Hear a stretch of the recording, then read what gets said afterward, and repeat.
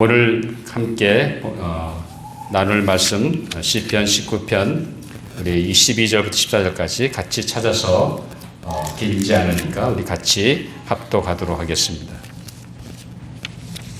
시편 19편 12절부터 14절까지 제가 가진 구약성경 816페이지에 있습니다. 다 찾으셨습니까? 그러면 우리 같이 함께 합독합니다. 시작. 자기 허물을 능히 깨달을 자 누구리요? 나를 숨은 허물에서 벗어나게 하소서. 또 주의 종에게 고의로 죄를 짓지 말게 하사 그 죄가 나를 주장하지 못하게 하소서. 그리하면 내가 정직하여 큰 죄가에서 벗어나겠나이다. 나의 반석이시여 나의 구속자이신 여호와여 내 입의 말과 마음의 묵상이 주님 앞에 연락되기를 원하나이다. 아멘. 하나님의 말씀이었습니다. 이제 우리 잠깐 기도하고 우리 말씀을 나누도록 하겠습니다. 아버지 하나님 감사합니다. 이렇게 귀한 날 우리가 성별해서 주님 앞에 나와 예배드릴 수 있도록 인도해 주심을 정말로 감사합니다. 세상에 많은 일이 있고 해야 할 일이 있고 분주한 가운데 있지만 그럼에도 불구하고 우리의 발걸음을 주의 성전을 향해 나오게 해주시고 오늘 우리의 마음을 들여 신령과 진정으로 예배드릴 수 있도록 인도해 주시니 정말로 감사합니다. 아버지 하나님 오늘 드려지는 이 예배 속에서 임재하시는 하나님을 만나는 놀라운 은혜를 허락하여 주시옵소서. 우리 이 예배를 통해서 하나님께만 영광 돌리게 해주시고 오늘도 선포되는 말씀 속에 하나님 내게 주시는 세미한 음성 들을 수 있도록 듣는 귀를 허락해 주시고 깨닫는 영을 허락하여 주셔서 저들이 듣고 깨닫는 대로 순종하여 열매 맺는 저의 삶이 되게 하여 주시옵소서. 아버지 하나님 오늘도 부족한 종을 세워주셨사며 말씀의 도구로만 사용해 주시고 이 시대에 우리에게 주고자 하는 말씀을 잘 대원할 수 있도록 성령 제 마음과 생각과 입술을 주장하시고 인도하여 주시옵소서. 감사하며 예수님 이름으로 기도하옵나이다. 아멘. 사람마다 자신의 인생의 목적과 혹은 목표를 향해서 뭔가 변화를 추구하며 살아갑니다. 일상생활의 변화를 가져온다든지 아니면 매일 그 식생활의 변화를 이루기 위해 계획하고 실천에 옮깁니다. 또 어떤 경우에는 자신의 건강을 위해서 매일매일 삶의 일정을 조정하고 운동을 하든지 아니면 취미생활을 계획하기도 합니다. 요즘 우리가 겪는 팬데믹 이 사태로 인해서 전염병 사태라고 하는 일을 통해서 재택근무라든지 아니면 온라인이나 원격 교육이라든지 이런 것들이 일상화되었습니다. 또한 원격 진단이나 진찰 혹은 드론을 이용한 배달이라든지 로봇을 이용한 삶의 도우미들이 우리 일상생활에 깊숙이 침투하고 있는 것을 보게 됩니다. 물론 이러한 변화는 우리가 계획하고 상황에 적용하기 위해서 일어나는 현상입니다. 그런데 우리 인간의 성격이나 성품 내지는 자신이 신봉하고 신념하는 가치관은 그리 쉽게 변하지 않습니다. 더욱더 중요한 것은 마음과 심령의 변화입니다. 여러분 잠언 4장 23절에 보면 모든 지킬 만한 것 중에 더욱 내 마음을 지키라 생명의 근원이 이에서 나느니라 라고 성경은 말하고 있습니다. 생명의 근원이 우리 마음에 있기 때문에 그 마음을 지키는 것이 상당히 중요하다는 겁니다. 생명의 근원된 내 심령, 내 마음을 지키는 것이 우리 인생의 아주 중요한 열쇠라는 것을 성경은 말해주고 있습니다. 그러니까 우리 마음이 어떠한지 우리 각자의 삶에 중요한 일입니다. 그러므로 우리의 마음을 지키고 원하는 삶의 모습으로 변화를 이루기 위해 우리는 날마다 살아가야 합니다. 자, 이런 우리 생명의 근원된 마음을 지키기 위해 우리 자신을 돌아보고 그리고 우리의 심령과 삶의 변화를 우리는 이뤄가야 합니다. 오늘 이런 변화를 위해 우리 자신의 삶을 돌아보고 어떻게 변화된 삶을 살아갈지를 함께 생각하려고 합니다. 오늘 본문의 말씀을 통해 회개는 변화의 시작이라는 제목으로 함께 말씀을 나눌 때 여러분 심령에 큰 은혜가 일어나기를 바랍니다. 자, 삶의 변화라는 것은 신앙생활의 변화를 통해서 일어납니다. 이런 신앙생활의 변화는 우리의 마음과 심령이 변화될 때에 일어납니다. 이러한 마음과 심령의 변화는 우리가 하나님 앞에서 회개할 때에 일어납니다. 변화는 어느 한순간에 일어나지 않지만 분명히 회개는 그 변화를 시작하게 만든다는 사실입니다. 이러한 삶의 변화를 가져오는 회개란 도대체 여러분들이 뭐라고 생각하십니까? 회개하면 여러분 다 잘 알잖아요. 무엇이 회개인지 잘 알죠. 알면서도 우리가 회개하지 않는 우리 신앙의 모습을 우리는 우리 자신을 보고 때때로 스스로 놀랄 때도 있습니다. 자, 이에 대해 다윗은 구체적으로 오늘 본문 말씀을 통해서 우리에게 말씀해 주고 있습니다. 자, 먼저 오늘 본문 12절 우리 함께 찾아서 같이 한번 아까 읽었습니다만 합독하도록 하겠습니다. 12절 시작. 자기 허물을 능히 깨달을 자 누구리요? 나를 숨은 허물에서 벗어나게 하소서라고 다윗은 기도하고 있습니다. 따라서 첫째로 회개란 뭡니까? 회개란 자신의 허물을 깨닫는 겁니다.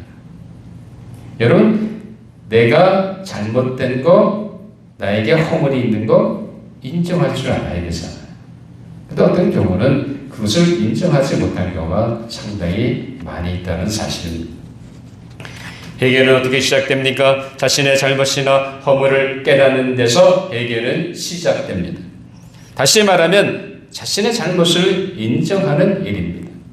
자신의 인생에 혹은 자신의 삶에 무엇이 문제인지 깨닫는 것이 회개의 출발점입니다. 자신의 잘못을 깨닫지 못하고 인정하지 못한다고 한다면 그 사람은 결코 변화될 수 없습니다. 여전히 그 잘못된 삶의 태도와 삶의 방식으로 살아갈 것입니다. 자신의 잘못을 알면서도 인정하지 않는다면 그 어떤 변화도 기대할 수 없다는 사실입니다. 사실 우리 인간은 다 완전하지 못합니다. 아마 목사든지 대통령이든지 장로님이든지 권사님이든지 집사님이든지 평신이 누구나 할 것 없이 우리는 다 하나님 앞에서 뭐예요? 똑같은 죄인들이에요. 정도의 차이가 있고 혹 상황의 차이가 있을지 모르지만 다 우리는 하나님 앞에서 연약한 존재인 것을 우리는 인정해야 합니다. 누구에게나 그렇기 때문에 다 허물이 있습니다. 본인이 인식하든 다른 사람이 인식하든 간에 우리 모두는 다 허물에서 어느 누구도 자유할 존재는 아무도 없다는 사실입니다. 우리는 다 불완전하고 약하기에 뭔가 허물을 가지고 있습니다. 그렇기 때문에 더욱더 우리는 우리 자신의 삶을 돌아보면서 우리 자신의 허물을 깨달아야 합니다.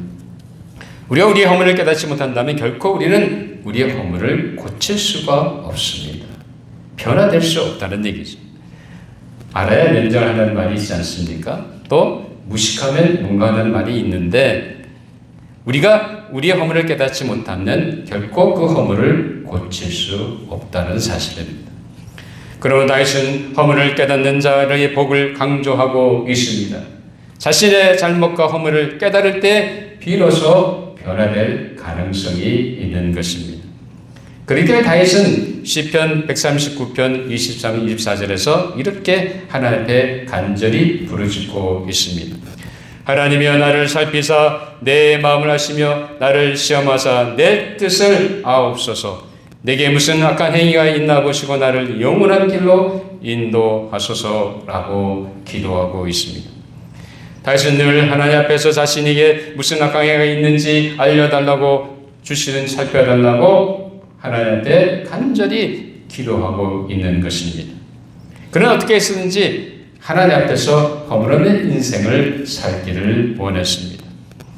우리가 잘 아는 다윗은 사실 하나님의 마음에 합한 자로 이 하나님 앞에 인정받은 위대한 하나님의 사람이었습니다. 그렇지만 그도 하나님 앞에서 가늠죄를 짓고 그리고 간접살인죄를 범한 사실은 죄인입니다. 그럼에도 불구하고 하나님이 그를 하나님의 마음에 합한 자로 인정한 이유가 어디에 있다고 생각하십니까? 즉 다윗은 비록 실수는 했지만 그럼에도 불구하고 자신의 잘못을 하나님과 사람 앞에 솔직히 인정하고 그 죄악을 슬퍼하고 철저히 회개했다는 사실입니다. 그런 다윗을 보시고 하나님은 그것을 기뻐하셨고 그의 죄를 용서하신 것을 보게 됩니다. 사랑하는 성도 여러분, 여러분 삶에 문제가 있습니까? 여러분의 신앙생활 영적인 삶에 문제가 어디 있다고 생각하십니까? 그것은 다른 것이 아니라 여러분 자신 안에 있음을 깨달아야 합니다. 여러분 안에 있는 여러분의 삶을 좌지우지하는 여러분의 저라는 거죠. 그것이 교만의 문제든지 아니면 내 자신의 아집과 고집이든지 아니면 내 자신의 부정하고 정결치 못한 생각과 욕심 때문이든지 아니면 나보다 못한 사람을 없이 여기는 마음과 태도라든지 아니면 도박이나 게임이나 성적인 면이나 취미생활이 내 인생의 우상이 되었든지 아니면 물질과 향락과 권력에 눈이 멀었다든지 어떻든 간에 내가 갖고 있는 허물을 우리는 깨달아야 합니다. 우리는 어느 누구도 하나님께서 나는 의롭다고 담대하게 말할 인간은 한 사람도 없습니다. 그리고 우리는 제3발은 하나님께서 의로운 존재로 하나님 여기시지만 그리스도의 보혈을 믿음으로 말미암아 그럼에도 불구하고 우리 여전히 죄와 허물 가운데 있다는 사실을 우리 분명히 인식해야 합니다. 사랑하는 성도 여러분, 변화는 내 삶에서 내가 갖고 있는 허물을 깨닫는 데서 시작이 됩니다. 하나님 앞에서 겸손히 자신을 돌아보고 자신의 허물을 깨닫고 인정하심으로 말미암아 변화의 삶을 시작하시는 조제 장로의 모든 믿음의 성도 여러분들 되시기를 주님의 이름으로 축원합니다. 둘째로 변화라고 하는 것은 나의 회개를 통해서 나는 변화라고 하는 것은 회개는 다른 것이 아니라 내 허물을 깨달을 뿐 아니라 그 허물에 대해서 뉘우침이 있어야 합니다. 그저 단순히 자신의 허물을 깨닫고 입술만 잘못되었음을 인정한다면 거기에는 어떤 변화도 찾아올 수가 없습니다. 그냥 말로만 허물을 인정하는 것으로 회개는 끝난 것이 아닙니다. 진정한 회개는 자신의 잘못을 인정할 뿐만 아니라 그것이 얼마나 하나님께서 부끄럽고 죄송스럽고 심각한 것인지를 인식해야 됩니다. 깨달아야 합니다. 잘못한 것을 그 마음 아프게 생각하고 부끄러워하는 뉘우침이 있어야 합니다. 말로만 인정한 회개는 진정한 변화를 결코 가져올 수 없습니다. 진정한 변화는 자신의 잘못을 깨달을 뿐만 아니라 그 잘못이 얼마나 심각한 일인지 깨닫고 자신의 잘못을 마음 아프게 생각하고 돌이키려고 노력할 때에 일어납니다. 자신의 잘못을 부끄럽게 생각하고 죄송스럽게 느끼고 다시는 안 하겠다고 하는 결단이 있어야 합니다. 그렇기 때문에 어떻게 행하는 것이 이렇게 행하는 것이 잘못된 것을 알면서도 만약 여전히 행한다고 한다면 그야말로 그것은 진정한 회개가 아닌 것입니다. 그렇게 행동하거나 말하는 것이 만약 정말로 잘못된 일이라고 하면 당연히 하지 말아야 합니다. 당장 그만둬야 합니다. 그럼에도 불구하고 계속한다고 한다면 그것은 진정으로 그것이 잘못된 것임을 깨닫지 못한 것과 마찬가지라는 사실입니다.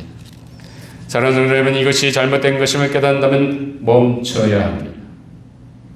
이것이 하나님이 기뻐하지 않는 것이라고 한다면 즉시 멈춰야 합니다. 그것이 진정 자신의 잘못을 인정하는 삶의 모습이라는 사람입니다. 이것이 잘못된 걸 알면서 계속한다면 아직도 그 잘못을 깨닫지 못한 것입니다. 그러면 내 허물이 잘못된 것임을 깊이 깨닫고 뉘우침이 있어야 합니다. 자신의 잘못이나 허물에 대해서 대수롭지 않게 생각한다고 한다면 우리는 여전히 그런 잘못과 허물 가운데 빠져 살 수밖에 없습니다. 다윗은 우리아의 아내 밧세바를 범한 간음죄가 드러났을 때 그는 철저하게 자신의 잘못을 뉘우치고 회개하는 것을 보게 됩니다. 시편 51편 9절에서 12절에 보면 주의 얼굴을 내 죄에서 돌이키시고 내 모든 죄악을 지워 주소서. 하나님이여 내 속에 정한 마음을 창조하시고 내 안에 정직한 영을 새롭게 하소서.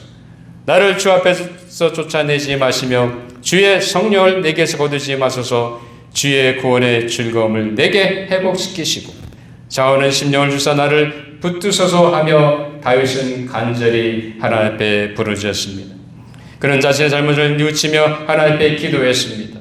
그는 계속해서 자신의 잘못을 인정하고 진정으로 회개하는 것을 보게 됩니다.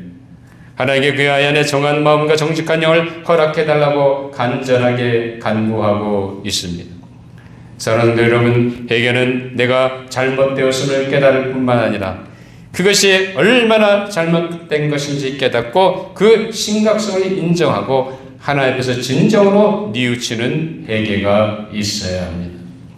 사랑하는 여러분, 우리 안에 어떤 화물이 발견되더라도 그것이 잘못된 것임을 깨닫고 진심으로 뉘우치는 가운데 회개하심으로 변화를 만들어 가시는 조지아 장로교의 모든 성도 여러분들이 되시기를 주님의 이름으로 축원합니다. 셋째로 진정한 회개는 다시는 고범죄를 짓지 않는 것입니다. 자, 오늘 본문 13절에서 다윗이 무엇을 위해 기도하고 있습니까? 우리 13절 한번 같이 찾아서 합독합니다. 시작. 또 주의 종에게 고의로 죄를 짓지 말게 하사 그 죄가 나를 주장하지 못하게 하소서. 그리하면 내가 정직하여 큰 죄가에서 벗어나겠나이다 라고 다윗은 간절히 기도하고 있습니다. 자, 여기서 말하는 고의로 짓는 죄는 두 가지로 생각할 수 있습니다. 첫째는 알면서도 짓는 죄를 말합니다. 이것이 잘못된 것을 알면서도 여전히 행하는 것, 그걸 얘기한다는 거죠.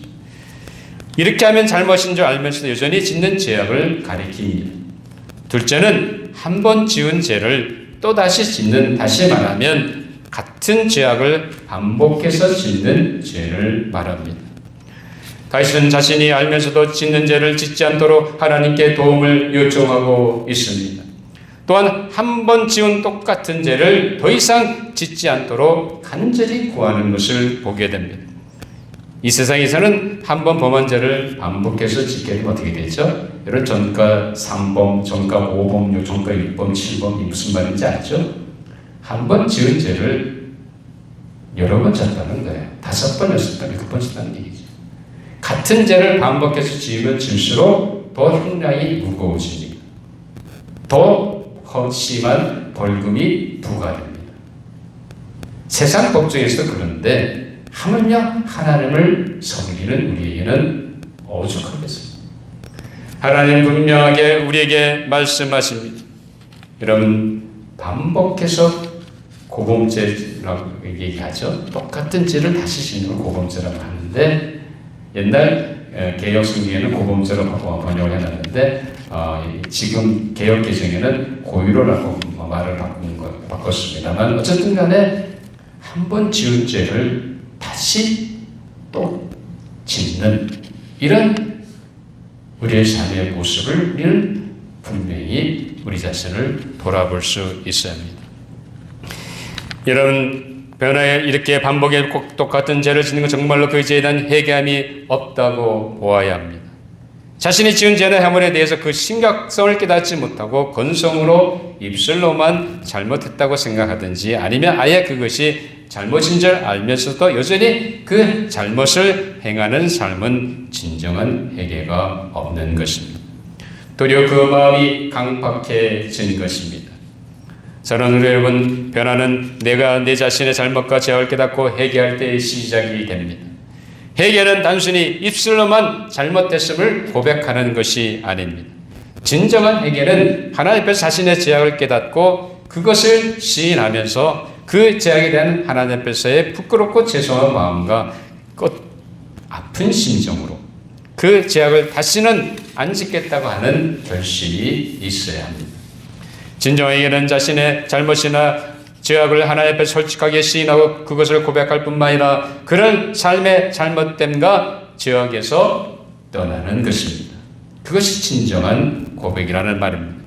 그래야 진정한 회개가 이루어지고 삶의 변화가 시작됩니다.